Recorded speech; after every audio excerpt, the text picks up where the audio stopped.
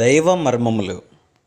సహోదరుడు భక్త సింగ్ గారి అనుభవములో దేవుడు ఆయనకు బయలుపరిచిన దైవ మర్మములు.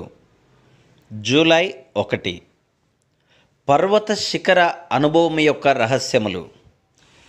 దేశము యొక్క ఉన్నత స్థలముల మీద నేను నిన్నెక్కించేదను. యెషయా గ్రంథము 58:14. మనము దేవుని వాక్యమును చదువుచుండగా లేఖనములందంతటను ఎట్లు దేవుడు తన్ను తాను మనుషులకు బయలుపరుచుకొనుటకు గాను పర్వతములను ఉపయోగించనో మనం చూడగలము. అబ్రహాము యొక్క విశ్వాసమును పరీక్షించుటకు దేవుడు అతనిని మోరియా పర్వతమునకు తీసుకొని వచ్చెను. ప్రత్యక్షపు గుడారం యొక్క నమూనాను దయచేయుటకు గాను మోషేను పర్వత శిఖరమునకు తీసుకొని వెళ్ళెను. దేవుని మెల్లనైన నిమ్మలమైన స్వరమును వినలాగున ఏలియాను పర్వతము మీదికి తీసుకొని వెళ్ళెను. మన ప్రభువు సహితము తన శిష్యులు తన మహిమను చూచినట్లు పర్వతము మీద రూపాంతరం పొందెను. శ్రేష్టమైన కాశ్మీర్ తేనె కొండలలోనే దొరుకును.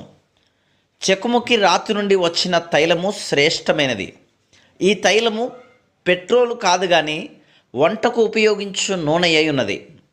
వాగ్దాన దేశం యొక్క సారవంతమైన స్థితిని చూపించుటకు చెకుముకి రాతి నుండి వచ్చు నూనె చెప్పబడింది. అదే రీతిగా శ్రేష్టమైన గొర్రెలు కూడా పర్వతముల మీదనే దొరుకును.